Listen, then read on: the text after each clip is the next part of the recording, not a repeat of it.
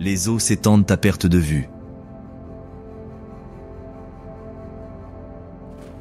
Les abysses sous-marins cachent les secrets les plus sombres, et les récifs abritent une quantité de vie marine jamais vue auparavant. Des bancs infinis de sardines remplissent les eaux. L'albatros royal plane dans le ciel. Et la baleine bleue colossale règne sur les profondeurs. C'est l'océan Pacifique, un monde aquatique de la taille de continents entiers. Dans cet empire gouverné par l'eau, la nature révèle son côté le plus sauvage et le plus captivant dans un défilé d'espèces sauvages sillonnant les mers.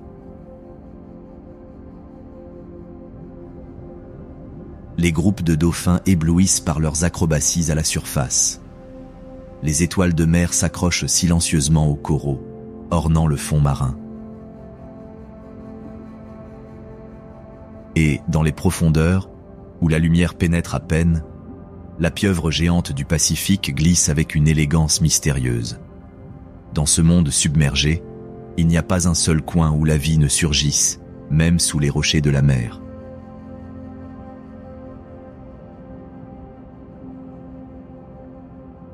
Les gigantesques baleines à bosse chantent leurs mélodies assourdissantes qui peuvent être entendues à des kilomètres.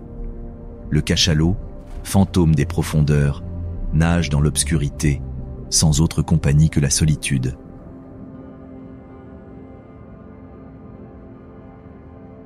Et les poissons clowns se distinguent par leurs couleurs éclatantes dans un écosystème où la vie s'exprime de multiples façons.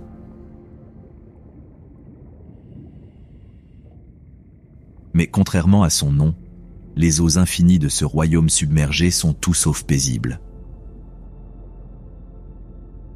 En mer, là où la moindre trace de terre n'est qu'une illusion, l'apparition d'une nageoire à l'horizon est un signe avant-coureur de mort.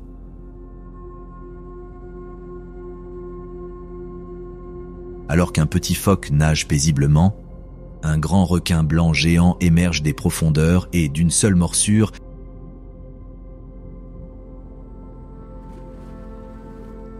éventre le marin sans défense, rendant les eaux rouges. Dans le Pacifique Nord, près des côtes de l'Alaska, le redoutable éléphant de mer plonge à des centaines de mètres dans les eaux sombres pour satisfaire son appétit. Lorsque ce chasseur plonge, aucune proie n'est à l'abri d'être victime de sa morsure mortelle et de ses stratégies de chasse ingénieuses.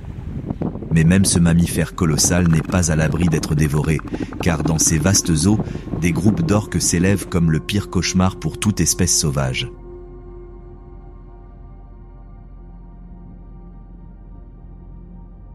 Comme un groupe coordonné de tueurs, il n'y a aucun moyen d'échapper à leur morsure, et leur présence au loin est un signe imminent de mort. Avec une superficie de plus de 160 millions de kilomètres carrés, le Pacifique est le plus grand océan de la planète, couvrant une superficie environ 10 fois supérieure à celle de la Russie et représentant un tiers de la surface totale de la Terre. Au nord, les eaux glacées de la mer de Bering représentent la limite septentrionale de ce vaste monde sous-marin. Au sud, la frontière est établie par les marges gelées de la mer de Ross, atteignant presque les eaux de l'Antarctique.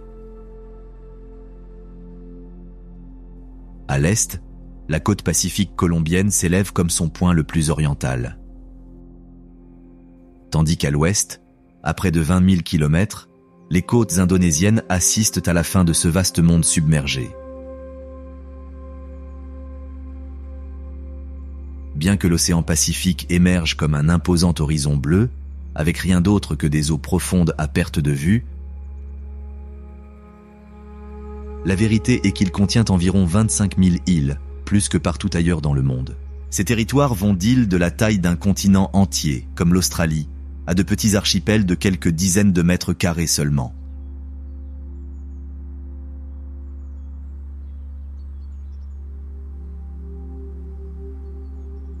Chacun de ces petits îlots représente un écosystème presque vierge, où la nature peut se révéler de manière inimaginable. Bien que la surface du Pacifique cache ses propres secrets, les vrais mystères se cachent sous les eaux sombres.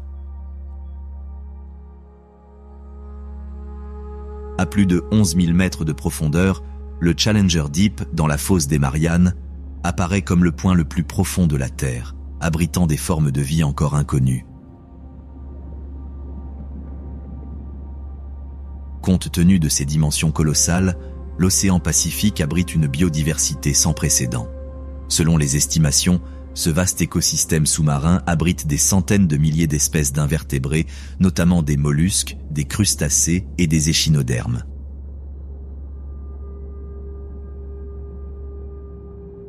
Environ 80 espèces de mammifères marins, dont des cétacés et des pinnipèdes.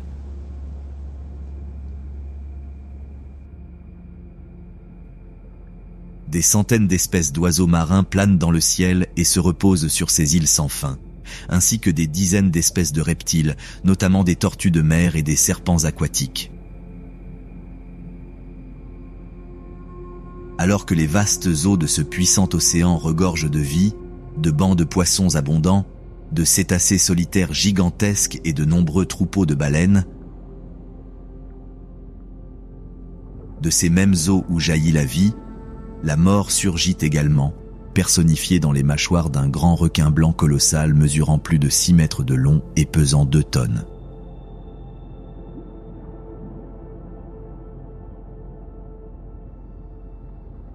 Avec une morsure formée de 50 dents acérées mesurant plus de 6 cm, ce requin gigantesque devient un véritable cauchemar pour les poissons, les phoques, les otaries, les dauphins, les cachalots et même les globicéphales. Bien que la fin inévitable de ses victimes se produise à la surface avec le grand prédateur émergeant des eaux avec une proie copieuse entre ses dents, l'embuscade commence dans les profondeurs, où le poisson gigantesque nage furtivement à la recherche de proies. Grâce à son sens de la vue aiguisé, capable de voir dans des conditions de très faible luminosité, ce carnivore habile peut localiser ses victimes même au milieu des eaux sombres. L'emplacement de leurs yeux sur les côtés de leur tête leur confère un large champ de vision de près de 360 degrés, leur permettant de surveiller tout leur environnement sans laisser échapper aucune proie.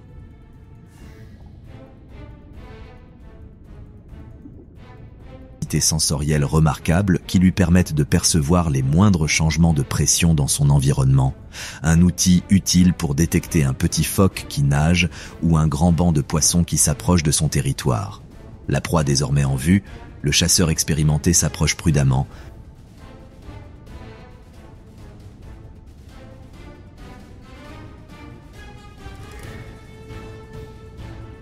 nageant vers sa victime et remontant à la surface. S'appuyant sur sa coloration gris bleuté sur sa zone dorsale, le requin se camoufle parfaitement avec le bleu des abysses des profondeurs qui cachent ses intentions cruelles. Étant proche de ce qui deviendra inévitablement sa proie,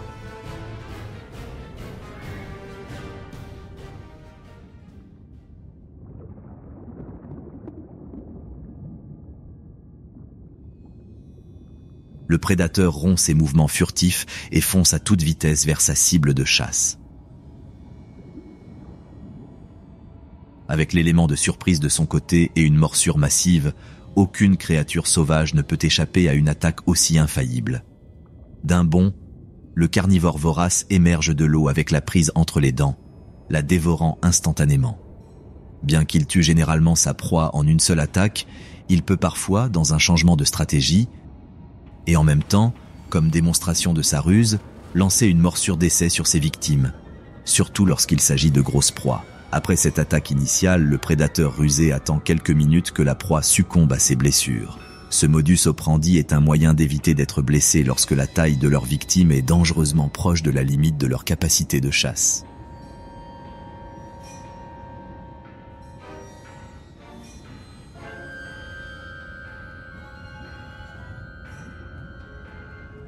Alors que ce chasseur redouté préfère toujours prendre sa proie au dépourvu, l'attirant dans une embuscade lorsqu'il parvient à le repérer à distance, le requin n'a aucun problème à traquer sa proie en la poursuivant rapidement.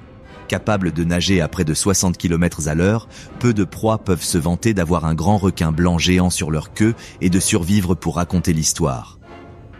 Quelle que soit leur stratégie de chasse, le résultat final est généralement toujours le même, le prédateur sauvage avalant ses victimes.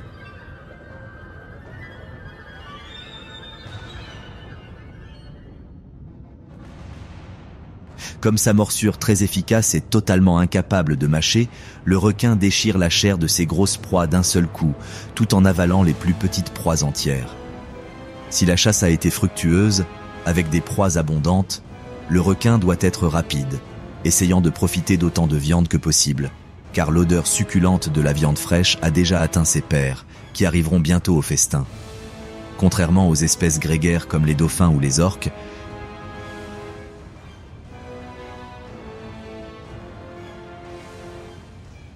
ces rencontres entre grands requins blancs ne sont souvent pas très douces. Avec une source de nourriture limitée et plusieurs mastodontes capables de dévorer jusqu'à des centaines de kilos de viande en un seul repas, les conflits sont inévitables. Lors des combats pour une proie ou pour les carcasses de grandes baleines, les bousculades, les démonstrations de domination et même les morsures puissantes sont plus que courantes. Bien qu'ils ne soient pas du tout sociaux, lorsque plusieurs individus se rassemblent dans une zone d'alimentation, les mâles établissent généralement une hiérarchie à travers des démonstrations impressionnantes, essayant d'éviter le contact physique direct qui garantirait leur destruction mutuelle.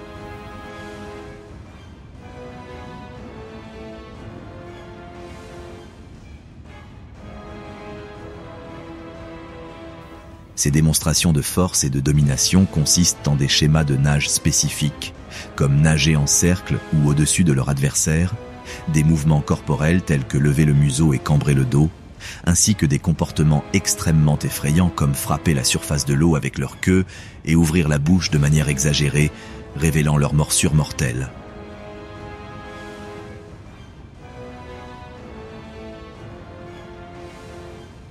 Bien que dans la plupart de ces rencontres, le conflit soit résolu par ces démonstrations élaborées de domination, parfois, lorsque deux colosses capricieux pesant plus d'1 tonne se rencontrent dans les eaux calmes du Pacifique et qu'aucun des deux ne veut se soumettre, une bataille féroce est inévitable, les deux requins lançant leurs énormes morsures directement sur le corps de leur adversaire. La rencontre ne dure généralement pas plus de quelques minutes et, bien que brève, l'un des requins peut être gravement blessé. Pendant ce temps, le vainqueur a la voie libre pour continuer à traquer des centaines d'espèces sauvages, les soumettant à sa morsure.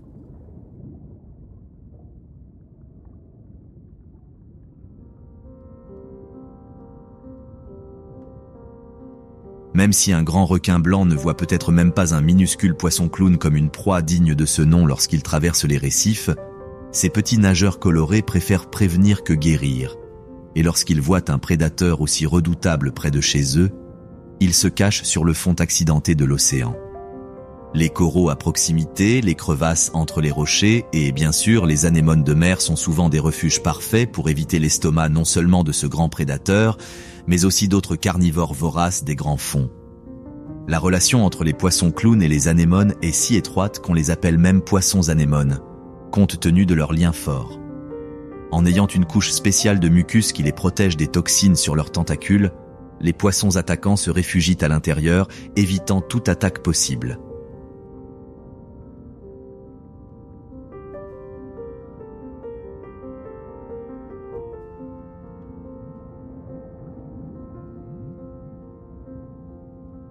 Si un prédateur fait l'erreur de s'approcher des tentacules venimeux de l'anémone, la toxine fera effet en quelques secondes, la laissant momentanément paralysée.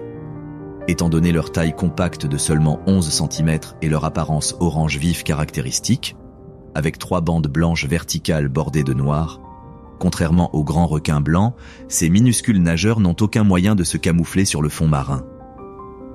Leur seule défense contre les prédateurs est donc de se cacher dans un abri dès qu'ils repèrent une menace potentielle.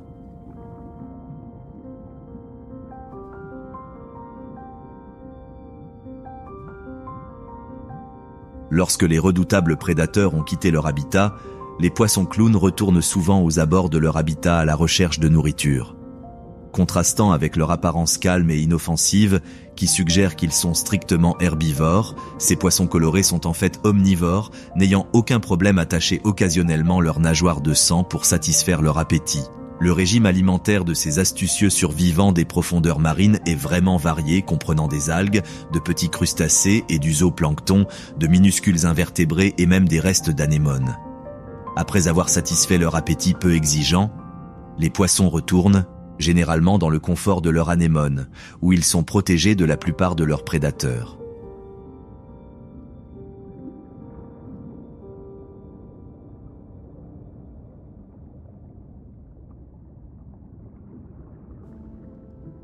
Plutôt que de vivre seuls dans les eaux calmes du Pacifique, les poissons clowns sont plutôt sociaux, préférant vivre en petits groupes familiaux. Ils sont généralement constitués d'une femelle dominante, d'un mâle reproducteur et de plusieurs mâles subordonnés qui n'ont pas le privilège de se reproduire. Cette hiérarchie archaïque s'établit en fonction de la taille de chaque individu, où bien sûr les plus gros poissons dominent les plus petits. Une chose extrêmement frappante à propos de cette espèce remarquable est qu'ils naissent tous mâles. Ce n'est que lorsque la femelle dominante du groupe meurt ou est expulsée de l'anémone que le mâle, jusqu'ici reproducteur, subit un processus de transformation entraîné par des niveaux élevés d'hormones, qui le transforment en une femelle fonctionnelle.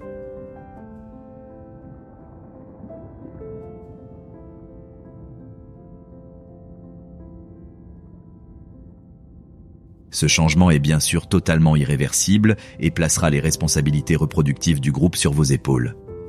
Au même moment où le mâle reproducteur, dans un virage de 360 degrés, devient la femelle dominante, celui qui jusqu'à ce moment était le deuxième mâle dans la hiérarchie, monte dans l'ordre social, assumant la tâche de reproduction avec la nouvelle femelle. Ce comportement particulier n'est rien de plus qu'une mesure de survie utilisée par les poissons clowns pour assurer le succès de la reproduction en concentrant la plus grande quantité de ressources sur le plus grand couple reproducteur. En plus de gérer la reproduction, le couple de poissons clowns veille à maintenir un contrôle strict sur les membres du groupe. Lorsqu'une anémone devient surpeuplée, les dominantes chassent certains de leurs subordonnés, généralement ceux de taille proche d'eux, pour éviter la concurrence pour les ressources.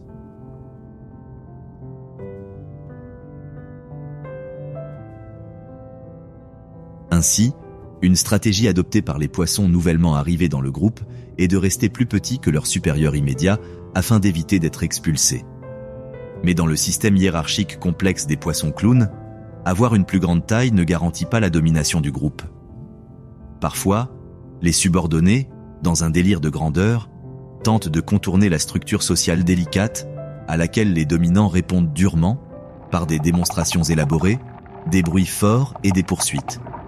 Les rituels de domination incluent des individus de rang supérieur poursuivant leurs subordonnés en émettant de longues impulsions. Face à un tel comportement, les poissons de rang inférieur réagissent par des impulsions plus rapides et des secousses de tête en signe de soumission. Mais avoir des subordonnés rebelles dans leur rang n'est pas la seule menace pour la paix du groupe, car lorsqu'une anémone se trouve dans un endroit privilégié, les intrus déterminés à s'emparer de sa maison ne tarderont pas à arriver. Face à ces envahisseurs, c'est le couple dominant qui a la plus grande responsabilité de défendre l'anémone. Pour empêcher les étrangers et autres groupes voisins de s'emparer de ce qu'ils considèrent comme leur appartenant, les poissons poursuivent activement les envahisseurs, allant même jusqu'à leur infliger des morsures rapides et urticantes directement dans les nageoires.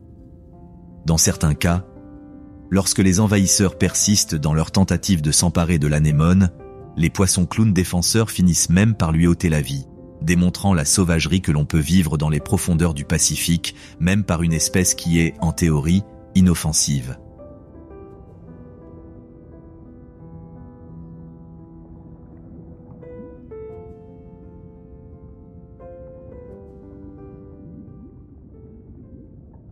Alors que les minuscules poissons clowns luttent contre les défis de la vie au milieu de coraux grouillants, le cachalot colossal, une bête mystérieuse, préfère vivre complètement seul dans les profondeurs sous-marines sombres du Pacifique. Pesant jusqu'à 45 tonnes et mesurant environ 16 mètres de long, le cachalot n'est rien de moins que le plus grand prédateur à dents de la planète. Sa taille énorme, ainsi que son tempérament insaisissable et mystérieux, vivant à des profondeurs de plus de 1000 mètres, en font l'une des créatures les plus fascinantes de tout cet océan riche en biodiversité. En général, les mâles solitaires les plus grands de ces cétacés préfèrent vivre dans les eaux proches des pôles, où la nourriture est plus abondante, et ils peuvent facilement maintenir leur mode de vie d'ermite dans l'obscurité de la mer. Étant donné sa taille exorbitante, il est facile d'imaginer que ce colosse ne se contentera pas de quelques poissons, dévorant jusqu'à 2 tonnes de nourriture par jour. Le régime alimentaire de ce cétacé affamé, comme tout ce qui cache son comportement, est un mystère fascinant, car il se nourrit principalement de calmars géants, des proies qui ne sont pas du tout faciles à chasser. La lumière du soleil étant un mythe dans les profondeurs où il vit habituellement, ce cétacé gigantesque ne peut pas utiliser sa vue pour détecter des proies potentielles, s'appuyant plutôt sur un sens d'écholocation très avancé. Grâce à de forts cliquetis, le cachalot peut scruter son environnement à la recherche d'un calmar géant prêt à faire partie de son régime alimentaire. Trouver un énorme céphalopode dans l'obscurité totale n'est généralement pas une tâche facile, même pour cet habitant habile des profondeurs. Grâce à ses prodigieuses capacités de plongée, le cachalot est capable de passer jusqu'à 1 heure immergé sans avoir besoin de remonter à la surface. Se nourrissant de proies pesant jusqu'à 750 kg, le cétacé sait bien que le calmar ne périra pas sans se battre. Alors, comme un chasseur habile, lorsqu'il localise une victime potentielle, il avance avec la plus grande furtivité. En localisant précisément leur proie à l'aide de leur radar biologique, une bataille aux proportions sans précédent est sur le point de se dérouler dans l'un des endroits les plus isolés de la planète.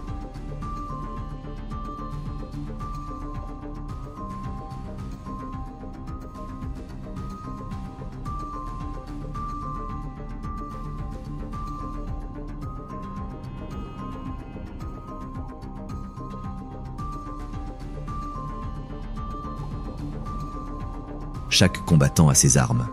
L'imposant cétacé à la morsure puissante, aux dents pesant jusqu'à 1 kg, et le céphalopode avec ses ventouses redoutables capables d'infliger de graves blessures aux prédateurs.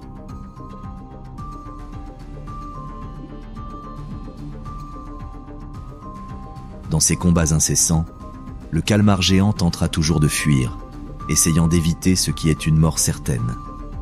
Pour ce faire, en plus de rester vigilant face aux cachalots qui rôdent, il utilise ses capacités de camouflage avancées qui peuvent donner des résultats douteux compte tenu de la faible visibilité en profondeur. Cependant, il arrive parfois que l'attaque du cachalot s'avère imprenable, ne laissant à la proie aucune chance de s'échapper. En plus d'utiliser son sonar biologique pour localiser le calmar, il peut également l'utiliser pour l'étourdir, laissant le céphalopode confus dans l'obscurité.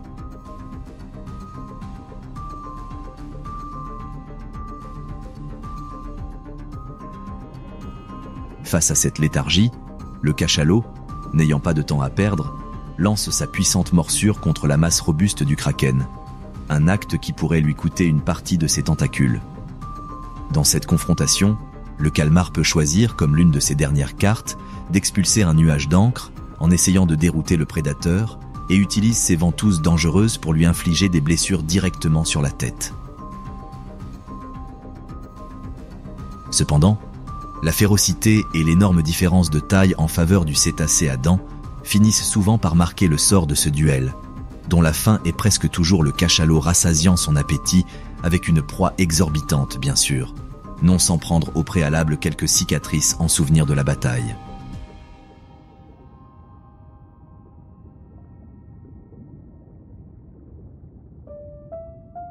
Après un repas copieux, le cétacé désormais rassasié émerge des profondeurs directement à la surface, où il passe entre 5 et 15 minutes à oxygéner son corps après avoir été immergé pendant plus d'1 heure.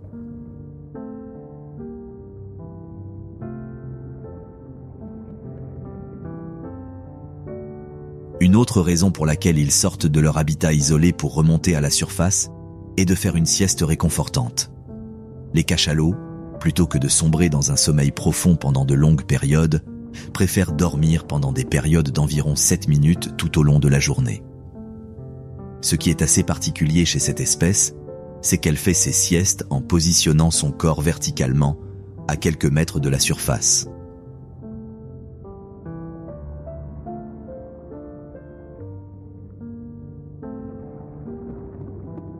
Contrairement à la vie solitaire des cachalots mâles dans les régions polaires du Pacifique, les femelles ont tendance à vivre dans les eaux plus chaudes des tropiques, généralement en grands groupes pouvant compter jusqu'à 20 individus avec leurs petits.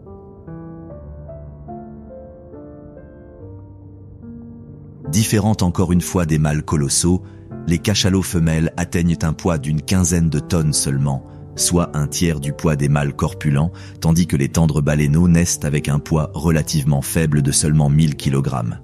Bien sûr, étant donné la taille colossale des nouveau-nés, il est facile de comprendre que les grossesses ne sont pas particulièrement courtes, avec des périodes de gestation qui peuvent durer jusqu'à 16 mois. Après la naissance des veaux, les mères s'occupent religieusement de leurs petits, les allaitant pendant une période prolongée pouvant aller jusqu'à 42 mois.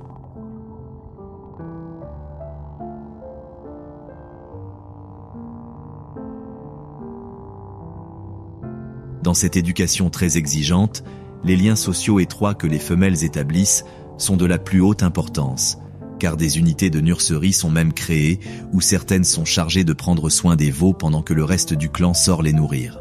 Contrairement aux mâles, qui utilisent généralement leur bruyant cliquetis uniquement pour chasser, les femelles et les juvéniles peuvent utiliser cette étonnante capacité pour établir des liens sociaux. De même, les interactions physiques telles que se frotter le corps et jouer les uns avec les autres sont un moyen de renforcer les liens entre les membres de la meute.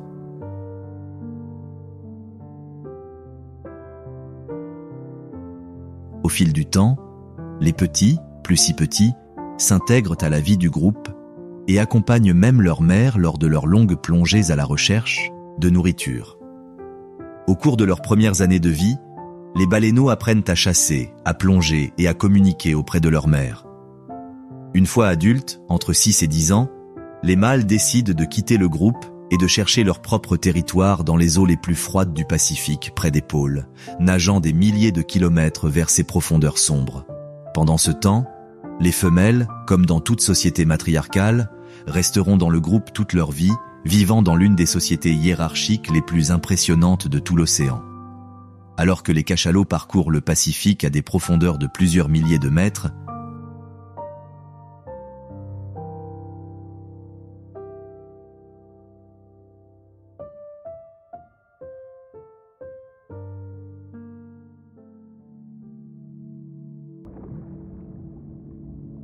les majestueuses tortues imbriquées préfèrent s'installer dans des eaux côtières beaucoup moins profondes, à des profondeurs de moins de 70 mètres.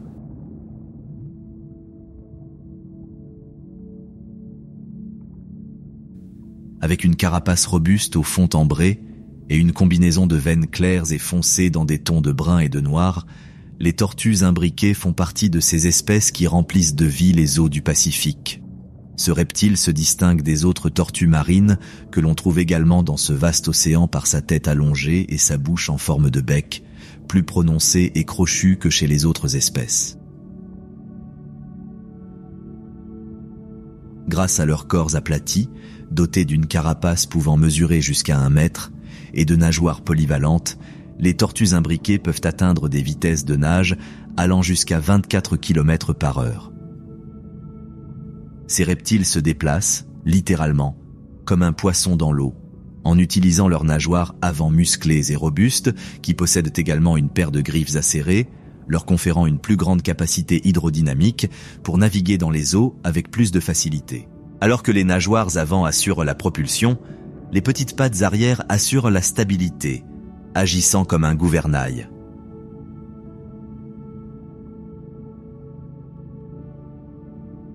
Malgré la réputation de lenteur que peuvent avoir leurs proches parents, les tortues imbriquées se déplacent avec une habileté surprenante dans l'eau, étant capables de faire des virages serrés, de reculer et même de manœuvrer à travers des récifs coralliens complexes, des grottes et des espaces restreints entre les rochers.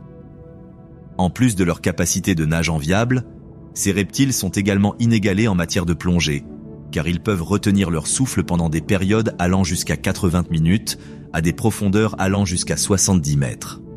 Pour résister aux fortes pressions de ces plongées profondes, son corps aplati joue un rôle crucial.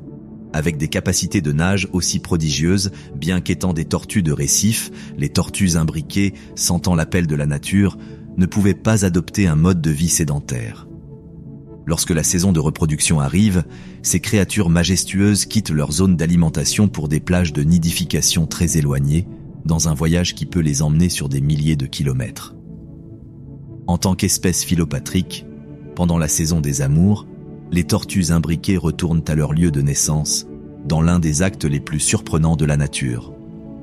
L'une des principales routes empruntées par ces reptiles dans le Pacifique est celle qui mène vers les eaux riches en nourriture du Vanuatu, où ils établissent leurs aires d'alimentation, et vers les côtes sud de l'Australie, où ils nichent. Ce voyage pourrait les emmener dans un périple de près de 2500 km à travers les eaux tumultueuses du Pacifique.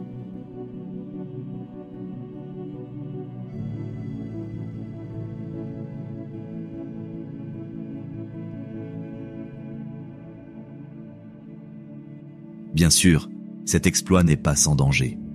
Malgré leur carapace robuste et leur poids moyen d'environ 80 kg, les tortues imbriquées sont toujours dans le viseur de puissants prédateurs, qui n'hésiteront pas à leur tendre une embuscade au cours de leur long voyage migratoire.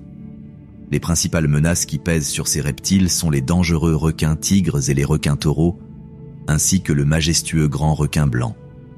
De même, près des côtes, les crocodiles marins représentent une menace imminente pour la survie des tortues imbriquées. Cependant, malgré leur tempérament calme et paisible, ces reptiles ne seront pas des proies faciles.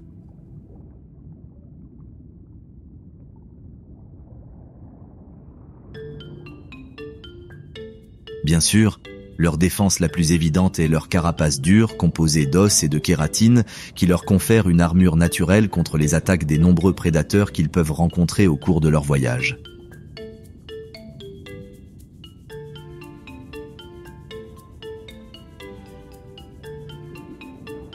Cependant, malgré sa remarquable résilience, même ce bouclier solide peut céder sous la morsure d'un énorme grand requin blanc, de sorte que les tortues ne peuvent pas fonder tous leurs espoirs sur lui. Apercevant un carnivore vorace à proximité, loin de rester immobile et d'attendre une mort certaine, les tortues imbriquées profitent du fond accidenté de l'océan pour se réfugier. Grâce à leur agilité enviable, ces reptiles peuvent s'abriter parmi les récifs étroits et les crevasses entre les rochers. Dans ces endroits reculés, la taille imposante de leurs grands prédateurs joue contre eux. Ils ne peuvent donc rien faire d'autre que de se retirer le ventre vide. Même si se réfugier dans les fonds marins turbulents peut les sauver d'une mort certaine, les prédateurs ne sont pas toujours assez indulgents pour laisser échapper leur proie, et parfois les tortues imbriquées sont contraintes de se battre au corps à corps contre un chasseur beaucoup plus redoutable.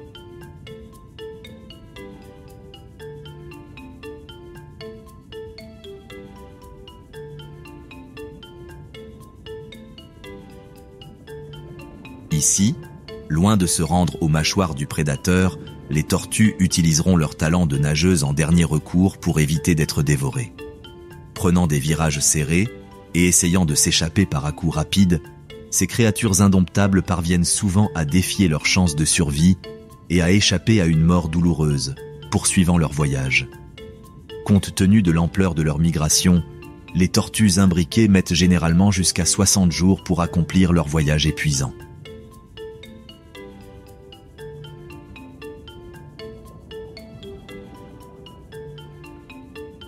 En arrivant sur les plages de reproduction, les femelles rencontrent de nombreux mâles qui, anticipant leur voyage, sont impatients de procréer.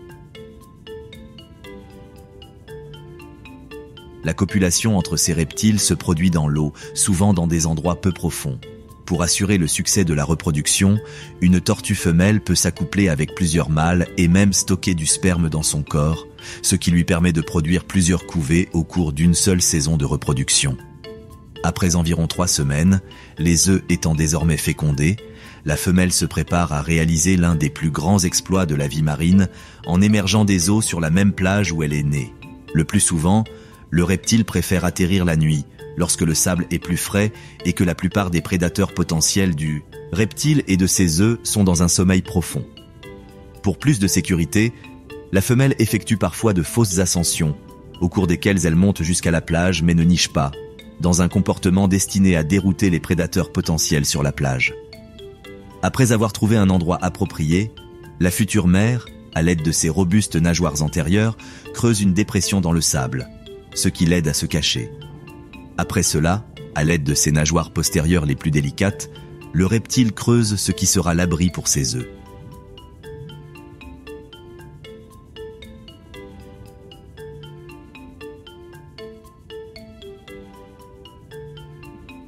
Avec la caméra prête, la femelle pond ses œufs, au cours desquels jusqu'à 160 œufs seront déposés dans le nid douillet.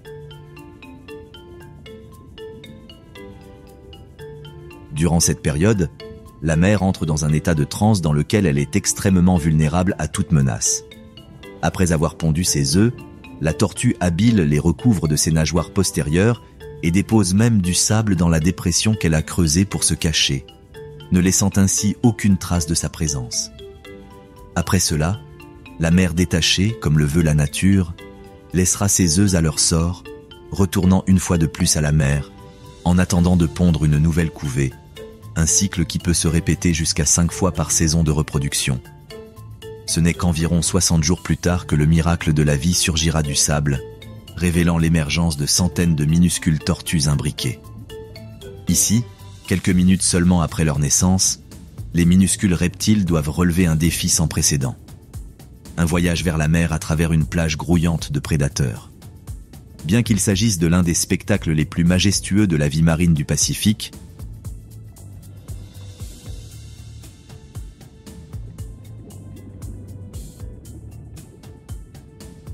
il représente également un massacre cruel, car le taux de survie de ces minuscules petits est minime, avec moins d'1 sur 1000 atteignant l'âge adulte.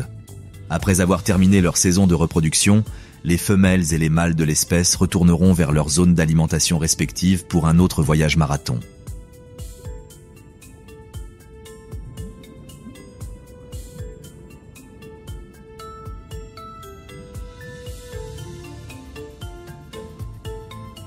Lors de ce nouvel exploit, les tortues imbriquées seront une fois de plus exposées aux dangers de la haute mer. Et même si tomber dans le viseur d'un grand requin blanc colossal est un défi abyssal, cela n'est même pas comparable au fait de devoir affronter le prédateur suprême des mers.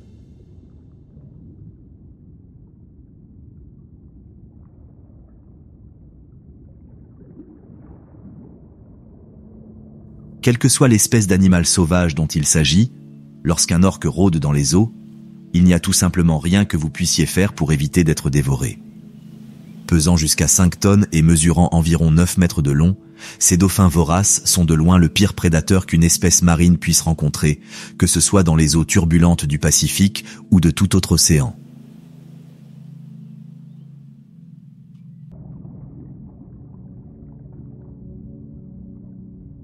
Bien que croiser le chemin d'une orque affamée représente déjà une mort presque certaine, ces tueurs des profondeurs ont tendance à vivre en grands groupes comptant en moyenne 12 individus, réduisant encore davantage les chances de survie de leur proie. Bien que ces cétacés possèdent une morsure mortelle composée de dents pouvant atteindre 10 cm de long, l'arme la plus dangereuse des orques est sans aucun doute leur intelligence très avancée.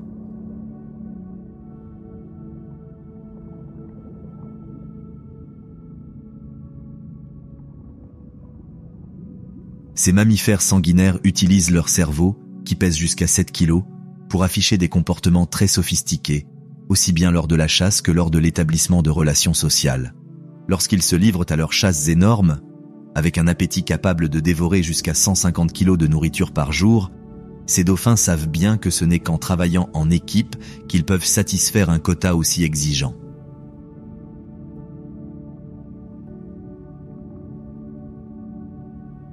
Lors des chasses aux orques, pratiquement aucune espèce aquatique n'est à l'abri d'être punie par leurs morsures. Des bancs de poissons sans fin jusqu'aux baleines bleues colossales, étonnamment.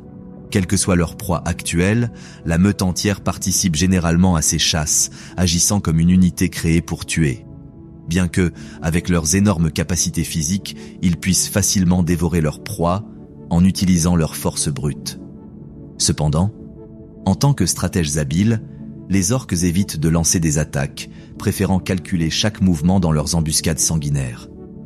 À cet égard, leur dialecte de communication sophistiqué joue un rôle crucial.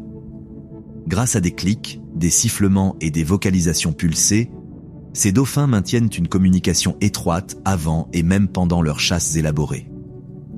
Selon la proie en question, ces chasseurs expérimentés peuvent adopter une stratégie ou une autre. Face à ces nombreux bancs de poissons qui s'étendent sur des centaines de mètres à l'horizon, les orques, de manière coordonnée, encerclent une partie du banc, dans le but de concentrer leurs efforts sur la chasse à une cible beaucoup plus gérable. Bien sûr, avant de mettre leur plan élaboré à exécution, ils doivent localiser leur proie potentielle, pour laquelle ils utiliseront leur sens avancé de l'écholocation, émettant des clics et écoutant leurs échos. Que ce soit dans les eaux troubles ou même à grande distance, ces dauphins rusés parviennent à trouver ces voluptueux bancs de harengs, qui représentent pour eux un festin. Avec leur proie en ligne de mire, grâce à leur corps robuste, les chasseurs se rapprochent de leur cible et, nageant en cercle, forment progressivement une gigantesque agglomération appelée boule d'appât.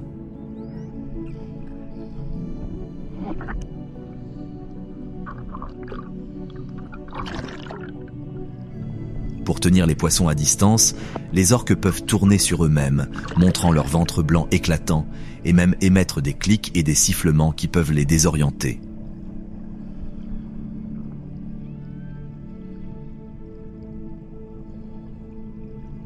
Une fois la boule de graisse suffisamment absorbée, les orques la transportent lentement vers la surface, où les conditions de lumière et la basse pression créent un terrain favorable aux cétacés.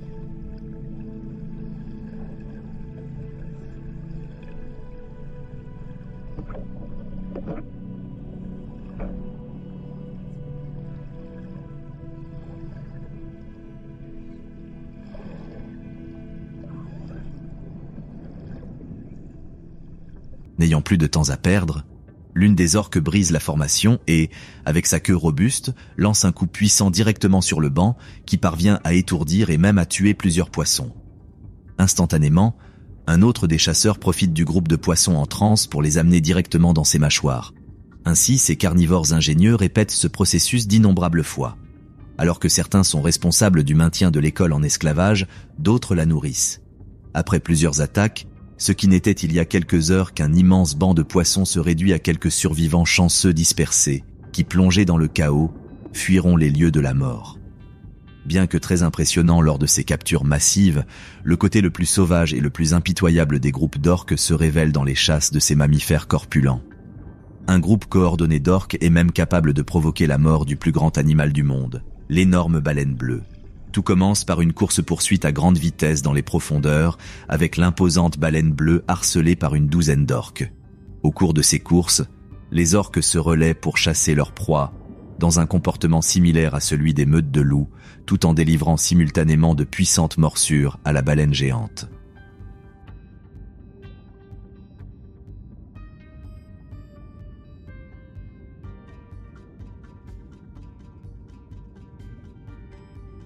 Les cibles sont principalement les nageoires et la queue de la baleine, car attaquer ces endroits spécifiques peut décimer la capacité de nage de la proie.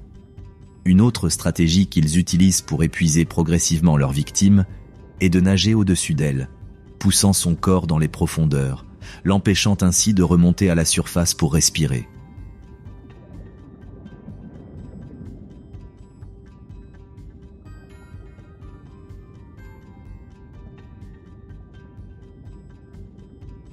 La baleine étant épuisée, l'attaque devient plus sauvage et des zones telles que les vents et même la langue du cétacé géant deviennent la cible de sa morsure vicieuse.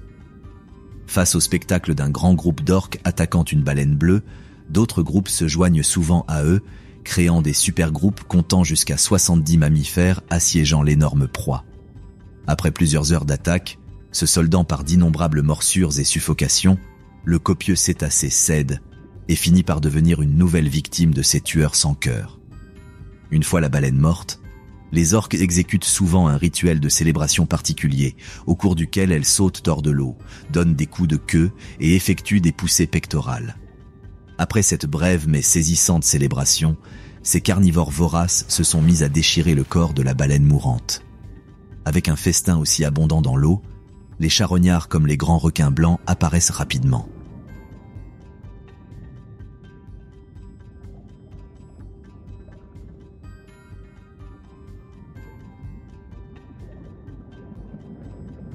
Bien sûr, ils devront agir avec prudence, car un faux mouvement pourrait finir par les catapulter vers la baleine bleue décédée.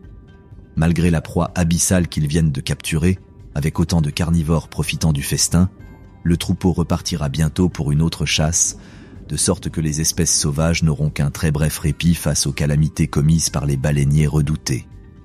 Bien que, compte tenu de sa taille, l'énorme baleine bleue n'ait aucun moyen de se cacher des orques rusés, d'autres espèces des profondeurs du Pacifique ont la chance de pouvoir se cacher des prédateurs à la vue de tous.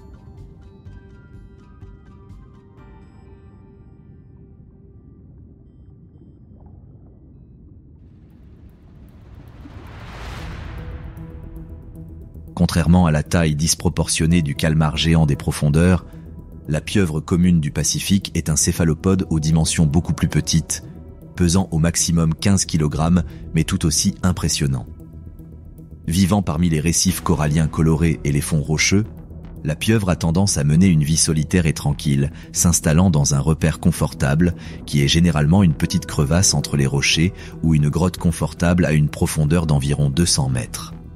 Bien qu'ils passent généralement une grande partie de leur journée à l'abri dans leur habitat rudimentaire, lorsqu'ils se retrouvent à découvert autour du récif, les poulpes peuvent utiliser leur capacité inégalée à s'imiter et à disparaître littéralement dans le fond marin.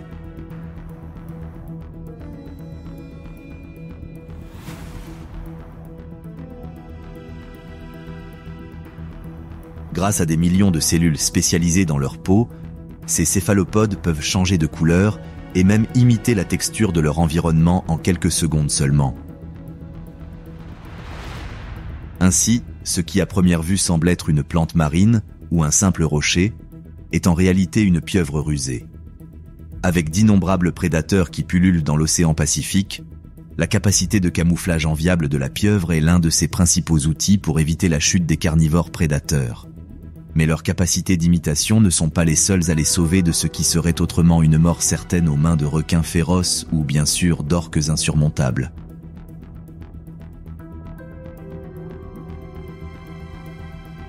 Dépourvu de squelette interne, le poulpe possède une flexibilité inégalée, lui permettant de se faufiler à travers de minuscules ouvertures de quelques centimètres de diamètre seulement. Bien qu'ils marchent généralement sur leurs bras au fond de l'océan, lorsqu'un prédateur s'approche directement d'eux, ces survivants expérimentés peuvent expulser de l'eau par leur siphon, leur donnant une propulsion considérable, nageant à environ 70 cm par seconde.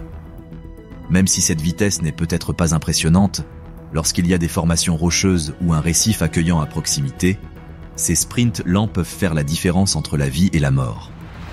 Avant de se lancer dans une retraite désespérée, les pieuvres créent généralement une distraction qui surprend leurs poursuivants.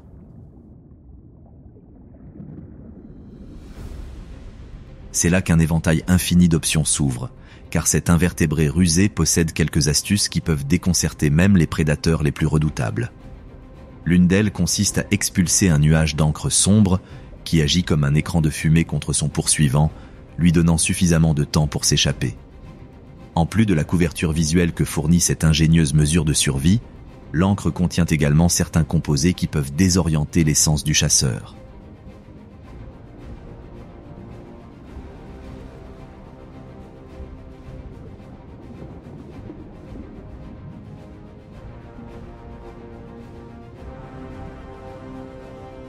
De même, dans un acte extrêmement désespéré, lorsqu'un prédateur a déjà lancé ses premières attaques sur la pieuvre, en théorie sans défense, et qu'elle se retrouve encerclée, le céphalopode, dans une démonstration d'ingéniosité sans précédent, détache l'un de ses bras, qui se tortillera pendant quelques minutes, volant l'attention du prédateur et donnant à la pieuvre habile l'occasion parfaite de s'échapper.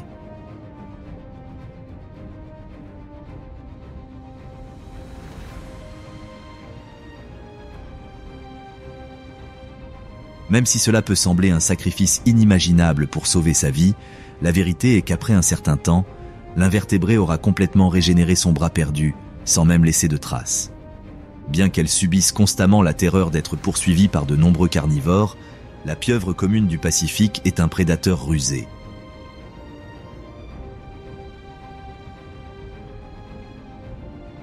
En plus d'utiliser ses capacités de camouflage très développées pour échapper à ses poursuivants, lorsqu'il part en chasse, Il n'hésite pas à se transformer momentanément en rocher ou en partie de la végétation du fond marin, afin que, le moment venu, il puisse sortir de sa furtivité et saisir sa proie. En tant que chasseur d'embuscade expérimenté, la pieuvre peut passer jusqu'à des heures à attendre pour poser son piège. En général, ce sont les crustacés, les mollusques et les petits poissons qui tombent directement dans le piège.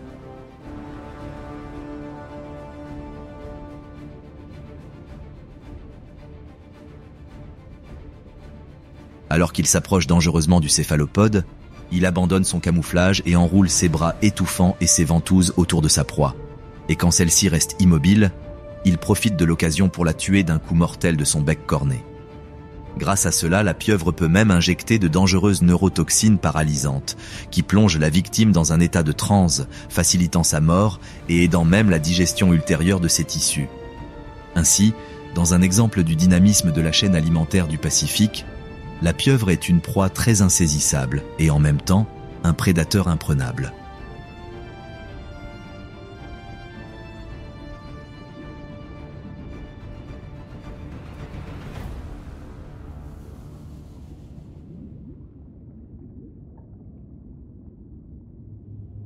Précisément, l'une des espèces avec lesquelles le céphalopode peut montrer son côté carnivore sanguinaire est le majestueux chirurgien bleu, très abondant dans les récifs coralliens de l'Indo-Pacifique.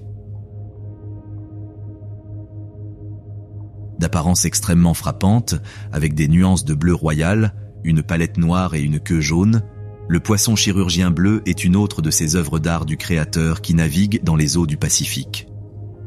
Vivant sur des récifs jusqu'à 40 mètres de profondeur, ces poissons captivants mènent une vie assez paisible, vivant généralement seuls ou, pour les plus chanceux, avec un partenaire.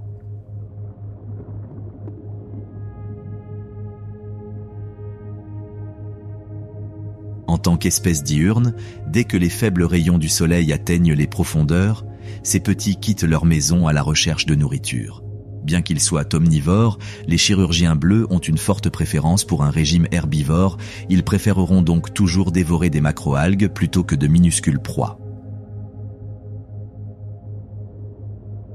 Pour trouver de la nourriture, ces survivants ingénieux grattent souvent les débris végétaux des rochers et des coraux, jouant un rôle crucial dans les récifs en contrôlant la croissance excessive des algues. Lorsque, au lieu d'être herbivores, ils doivent assumer le rôle de chasseurs habiles, compte tenu de leur petite taille, leurs proies sont très peu ambitieuses, notamment le zooplancton, les petits crustacés, les crevettes et les artémias. Comme leurs cibles de chasse ne sont pas particulièrement insaisissables, les poissons chirurgiens ne possèdent pas non plus de compétences de chasse surprenantes. En tant que mangeurs constants, ces petits habitants des grands fonds ont besoin d'un accès régulier à une variété de sources de nourriture. Après avoir passé plusieurs heures en plein air à la recherche de nourriture, et alors que le soleil donne ses derniers aperçus des profondeurs, le chirurgien bleu retourne au confort du récif, où il passera la nuit à se reposer.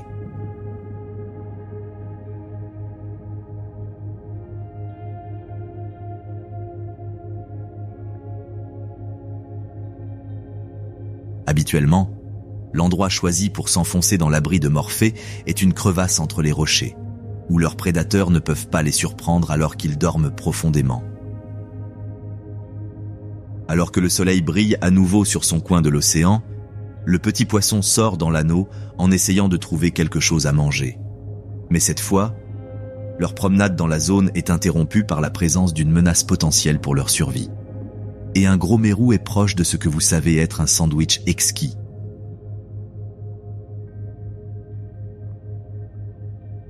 Cependant, malgré sa mauvaise condition physique, lorsqu'il se retrouve assiégé par un prédateur, le poisson chirurgien démontrera d'où vient son nom. Et aucun chirurgien n'est complet sans son scalpel qui, dans le cas de ce poisson, est une paire d'épines très pointues et venimeuses à la base de sa queue. Bien que ceux-ci soient souvent retrouvés repliés et cachés dans un sillon, ce n'est que lorsqu'il se sent menacé qu'il les dégaine, prêt à affronter des carnivores plus redoutables.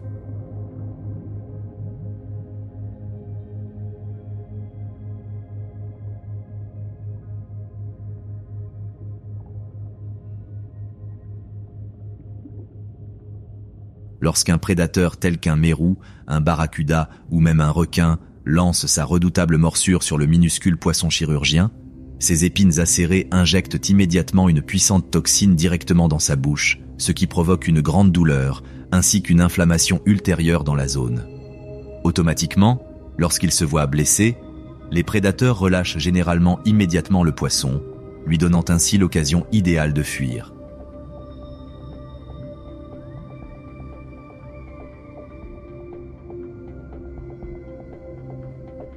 Le plus souvent, après cette expérience négative avec le chirurgien bleu, le prédateur en question évitera à tout prix de tenter à nouveau de dévorer l'un de ses survivants rusés.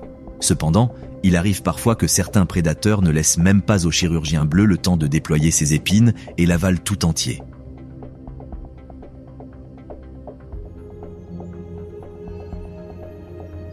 Bien que cela leur ait permis de dévorer ce poisson ingénieux, cela peut aussi leur apporter le repas le plus douloureux de leur vie, car si les épines s'étendent à l'intérieur du carnivore, elles peuvent causer de graves dommages à la fois à la bouche et aux organes du prédateur.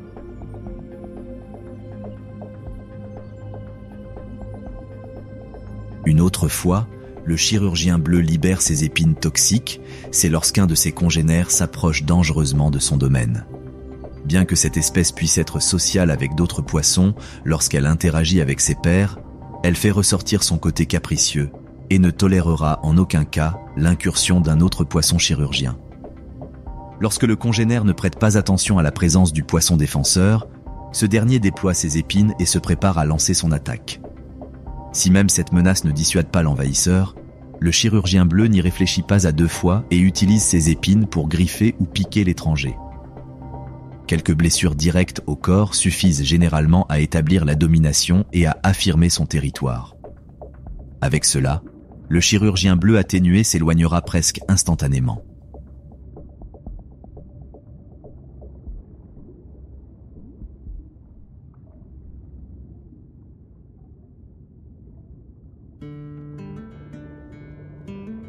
Tandis que les petits poissons chirurgiens protègent leur territoire des envahisseurs, non loin de ces eaux tropicales du Pacifique, un grand groupe de cétacés à dents nage avec une coordination extrême, sillonnant la mer et effectuant des sauts impressionnants à la surface.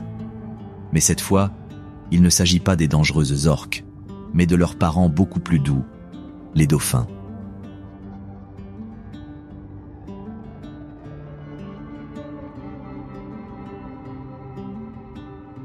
Avec une apparence captivante, avec un dos sombre et un ventre blanc, associés à un motif en sablier sur leurs flancs, les dauphins sont une autre de ces espèces sauvages qui ne pouvaient pas manquer toute l'abondance que le Créateur déchaîne sur les eaux tropicales du Pacifique.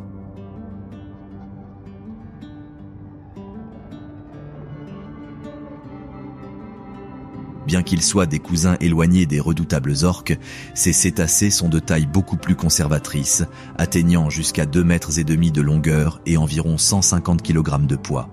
Le trait qui les différencie probablement le plus du prédateur suprême de cet écosystème est leur museau très long et bien défini.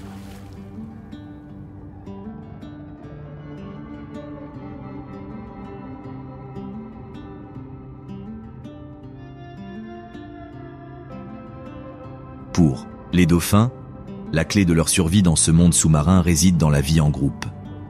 Ces cétacés à dents sont extrêmement sociaux, vivant en grands groupes pouvant compter de quelques dizaines à des milliers d'individus.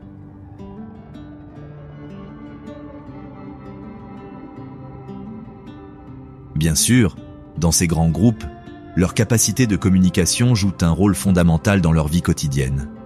N'ayant rien à envier au dialecte des orques, les dauphins maîtrisent un répertoire presque infini de vocalisation, comprenant des sifflements, des clics et des gémissements.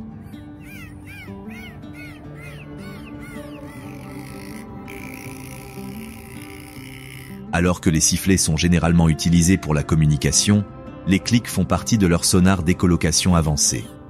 Lorsqu'ils chassent, les dauphins créent une image sonore de leur environnement marin en émettant leurs clics à haute fréquence, ce qui leur permet d'identifier l'emplacement, la taille et le mouvement de bancs colossaux de poissons.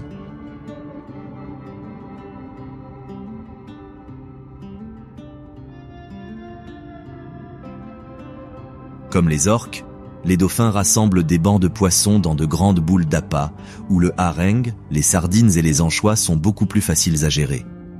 Avec les poissons en formation, Les dauphins lancent leur attaque, utilisant souvent leur robuste nageoire caudale pour délivrer un coup puissant, permettant à leurs compagnons de chasse de s'enfuir avec les poissons étourdis et morts dans leur sillage.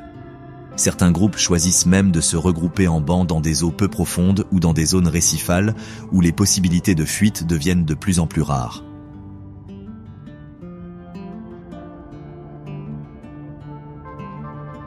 Une fois les boules d'appât formées, chaque dauphin se jette dessus encore et encore, attrapant quelques poissons à chaque poussée. Bien qu'ils soient extrêmement glissants, grâce à leur mâchoire composée de jusqu'à 70 dents, les cétacés peuvent capturer leur proie sans aucun problème. Bien que la chasse en meute soit la spécialité de ces chasseurs sociaux, lorsqu'un dauphin rencontre un calmar ou un gros poisson, il est capable d'initier une chasse en solitaire, ce qui le conduit à dévorer une proie juteuse.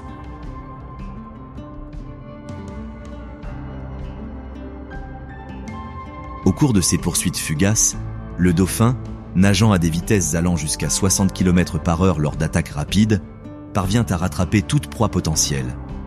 De même, étant étonnamment agiles, ils sont capables d'effectuer des virages serrés et des changements de direction, empêchant leurs victimes de les éviter. Une fois à distance de sécurité, le cétacé dispose de plusieurs moyens pour charger sa proie. L'une des méthodes les plus courantes consiste à leur donner un coup rapide avec leur nageoire caudale, ce qui peut être particulièrement efficace contre les gros poissons, voire les tuer. Grâce à leur corps robuste, les dauphins peuvent également charger leur proie à grande vitesse, les désorientant ou même les blessant gravement. Même lors de ces poursuites anarchiques, le mammifère peut démontrer ses compétences stratégiques, profitant du terrain marin pour limiter les voies de fuite.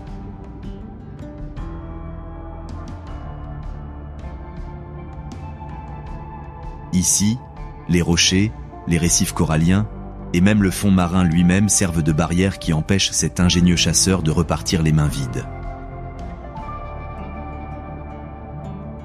Sa proie étant déjà blessée et acculée, le dauphin lui assène le coup final avec sa puissante morsure.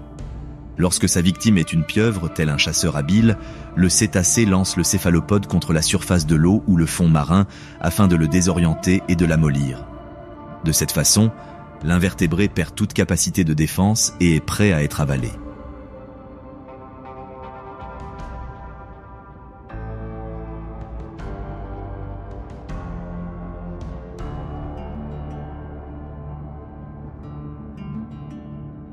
Lorsqu'ils ne se livrent pas à des chasses élaborées, ces mammifères renforcent probablement leurs liens sociaux déjà étroits. Grâce à leurs nombreuses vocalisations, ainsi qu'à un langage corporel très varié qui comprend des sauts, des attouchements et des mouvements coordonnés. L'établissement de hiérarchie est également l'un des comportements fondamentaux pour maintenir l'harmonie entre les nombreuses meutes. Les cétacés établissent le plus souvent leur hiérarchie par des poursuites et des mouvements de queue. Bien que ces rituels de domination puissent être élaborés, ils deviennent rarement extrêmement agressifs, et encore moins entraînent des blessures chez les individus. Mais, pendant la routine chargée des dauphins, il y a encore du temps pour les loisirs. Ces animaux intelligents aux dents pointues sont habitués à effectuer d'innombrables activités récréatives tout au long de leur journée. Il s'agit notamment de démonstrations acrobatiques telles que des sauts hors de l'eau, des sauts périlleux dans les airs, des claquements de queue et des battements de poitrine. Interagir avec des objets est un autre comportement qu'ils peuvent adopter pour se divertir, en jouant avec des algues, des plumes ou même des bulles qu'ils créent eux-mêmes. Après une longue journée de chasse fructueuse et de diverses activités récréatives, et avec le soleil couchant à l'horizon, les dauphins partent prendre un repos bien mérité. À cette fin, comme les bons cétacés, les mammifères adoptent un sommeil unihémisphérique, ce qui signifie qu'ils dorment avec seulement la moitié de leur cerveau.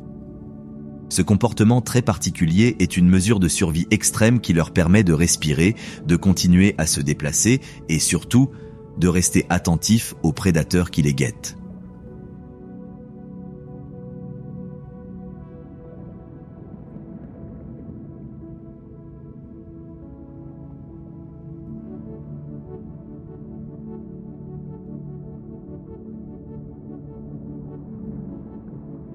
Les dauphins préfèrent faire de courtes siestes tout au long de la journée, plutôt que de dormir pendant de longues périodes.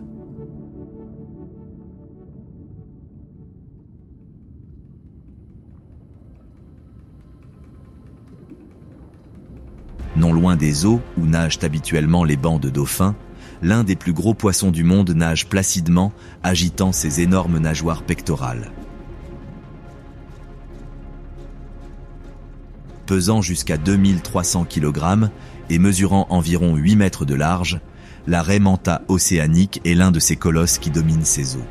Son corps aplati dorso-ventralement, combiné à ses grandes nageoires triangulaires de chaque côté et à une longue queue en forme de fouet, le distingue, même au milieu des eaux riches en biodiversité du Pacifique.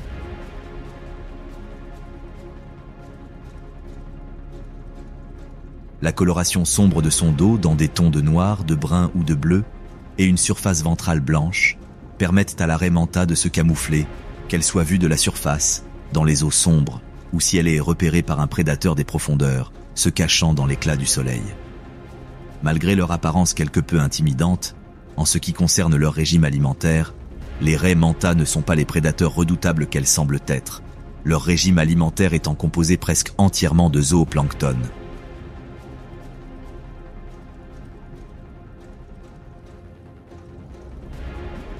Pour se nourrir, ils nagent généralement la bouche ouverte, déployant leurs lobes céphaliques qui ont pour tâche de diriger l'eau chargée de plancton vers leurs branchies. Compte tenu de leur taille énorme, les raies manta océaniques ont besoin d'une quantité importante de nourriture, dévorant jusqu'à 13% de leur poids corporel chaque semaine. Contrairement aux autres espèces de raies, les raies manta océaniques doivent nager constamment pour maintenir un débit d'eau adéquat vers leurs branchies, leur permettant de respirer.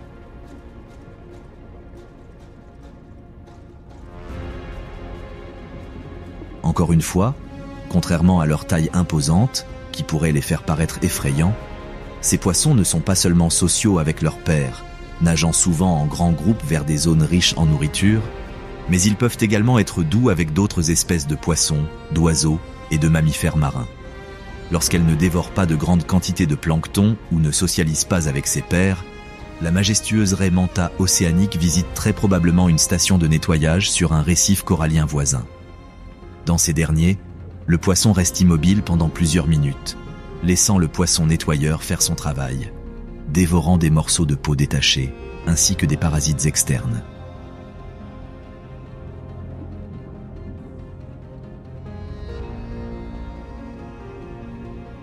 Bien que compte tenu de leur constitution robuste et de leur capacité de nage enviable, peu de prédateurs oseraient se mettre en travers du chemin d'une raie manta océanique sauvage. Les requins tigres, les requins taureaux, les dauphins et bien sûr les orques oseraient entreprendre l'exploit de capturer l'un des plus gros poissons du monde. Pour éviter d'être la proie des ambitions de ces géants, la raie manta compte sur sa grande agilité pour éviter toute éventuelle attaque d'un prédateur. Capable de nager à des vitesses de plus de 20 km/h et, en même temps, d'exécuter des changements de direction brusques, ces poissons parviennent souvent à déjouer leurs poursuivants et à s'échapper vers un endroit sûr. Grâce à sa remarquable capacité à plonger à de grandes profondeurs, la raie manta peut descendre paisiblement jusqu'à environ 1000 mètres sous l'eau, où la haute pression empêche les requins, les orques et les dauphins de s'approcher.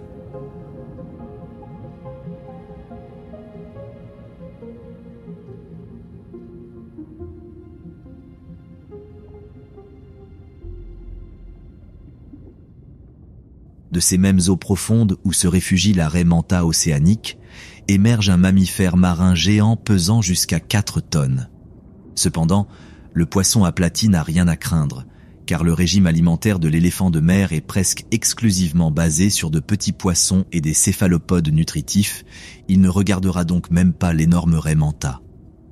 Plongeant à des profondeurs d'environ 1600 mètres, le mammifère scrute attentivement le fond de l'océan à la recherche de tout ce qui semble même vaguement comestible. Avec un appétit capable de dévorer jusqu'à 2000 poissons par jour, ce colosse ne peut pas se permettre de repartir les mains vides. Étant donné leur énorme appétit, ces plongées ne sont en aucun cas courtes, pouvant durer jusqu'à 1 heure sous l'eau. Heureusement, cet énorme mammifère possède des capacités de plongée prodigieuses, retenant sa respiration pendant de très longues périodes et se déplaçant avec aisance sur le fond de l'océan, dans un endroit où la pression règne sur la vie. Grâce à son sens de la vue impressionnant, ce carnivore peut même voir dans un environnement où la lumière du soleil est, pour le moins, plutôt faible. Cependant, le meilleur outil dont dispose ce géant pour trouver ses proies sont ses moustaches très sensibles, capables de détecter les moindres mouvements et vibrations de son environnement. Jour après jour, les éléphants de mer géants répètent ces plongées abyssales à la recherche de nourriture dans laquelle, grâce aux quantités abondantes de vie marine qu'abrite le Pacifique, ils peuvent satisfaire leur quota alimentaire très exigeant. Mais toute cette consommation excessive de ressources a une très bonne justification. Ce mâle robuste se prépare à ce qui sera le début tortueux de la saison de reproduction. Bien que les éléphants de mer passent jusqu'à 90% de leur vie en mer, lorsque la nature les appelle, ils émergent des eaux, directement sur les plages, sans autre choix que d'obéir. Ayant considérablement augmenté son taux de graisse, ce colosse se dirige vers les lieux de reproduction, bien décidé à s'accoupler avec autant de femelles qu'il en rencontrera. Cependant, dans le monde des éléphants de mer, la copulation est davantage un privilège qu'un droit, un privilège pour lequel les mâles doivent se battre sans relâche.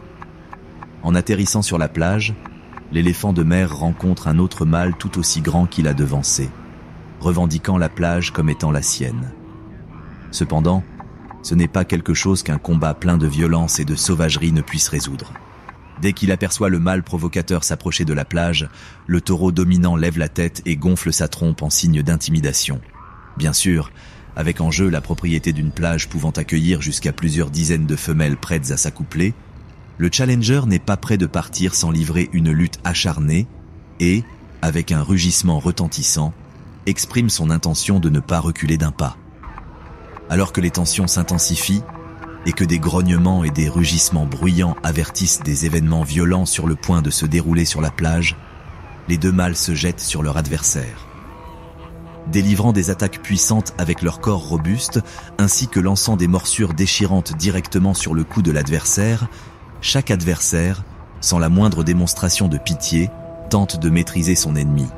Ce n'est qu'après quelques minutes que l'un des deux mâles, généralement le plus petit, accablé par les blessures et le corps couvert de sang, se soumet au dominant.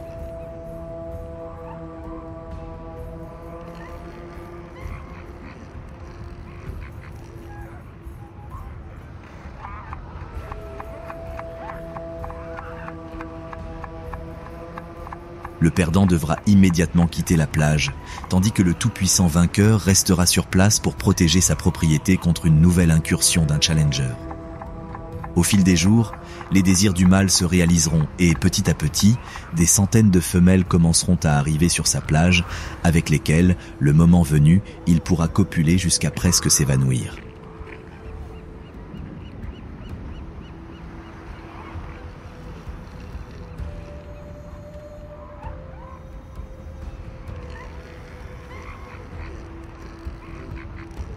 Bien que la saison de reproduction des éléphants de mer soit un événement extrêmement impressionnant, cette période comporte également d'innombrables risques pour la survie des mâles, car de nombreux phoques meurent des suites de blessures subies au cours de ces combats, ou même certains, à leur retour dans l'eau gravement blessés, sont susceptibles d'être la proie des orques imprenables, qui ne refuseront pas une proie aussi abondante sans presque aucun effort.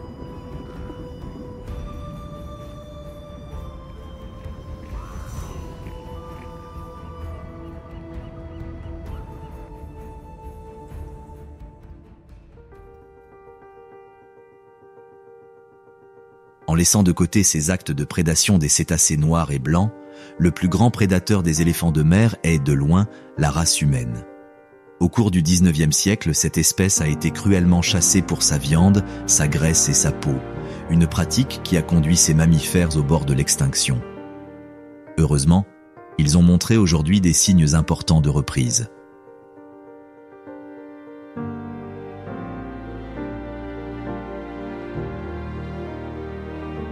Une espèce sauvage qui est malheureusement actuellement en danger critique d'extinction est la majestueuse tortue imbriquée. Ces reptiles captivants ont été décimés à cause de la consommation de leur viande ainsi que de l'utilisation de leur carapace à des fins décoratives. Les petits poissons clowns ne sont pas non plus exemptés d'être menacés par les ravages des activités humaines.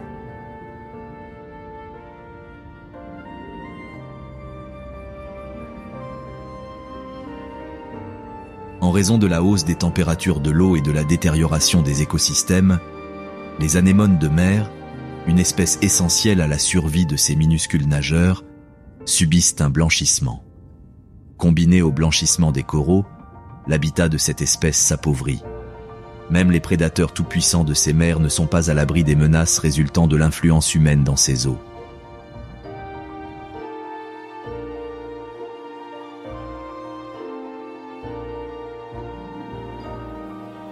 Chaque année, des milliers de cétacés, dont des orques, meurent accidentellement après s'être empêtrés dans des filets de pêche industriels, une pratique qui cause de graves dommages aux écosystèmes marins.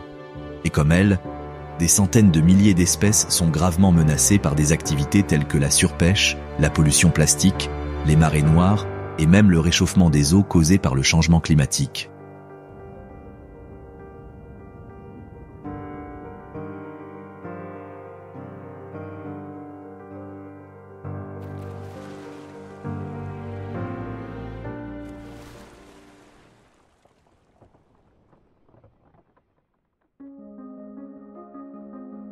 La bonne nouvelle est que nous avons encore le temps d'inverser cette situation difficile pour la faune du Pacifique. Avec une gestion plus responsable des ressources halieutiques et des politiques limitant le rejet de déchets dans la mer, il est possible d'améliorer la qualité de vie des espèces marines, les sauvant ainsi d'une extinction certaine. Avez-vous été surpris par les histoires de faune et de flore des espèces marines de l'océan Pacifique? Si c'est le cas, ne partez pas sans nous donner un like et laisser un commentaire dans la zone de commentaires indiquant quelle espèce sauvage vous a le plus impressionné. Si vous souhaitez rester à l'écoute de nos prochaines vidéos, n'oubliez pas de vous abonner à notre chaîne et de cliquer sur la cloche de notification pour rester au courant de nos nouvelles versions.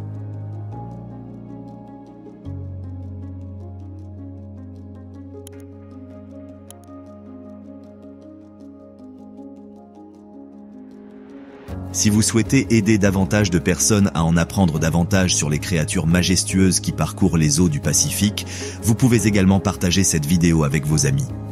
Sans plus tarder, on se retrouve la prochaine fois avec d'autres histoires de géants solitaires, de bancs de poissons sans fin et surtout d'histoires de vie sauvage.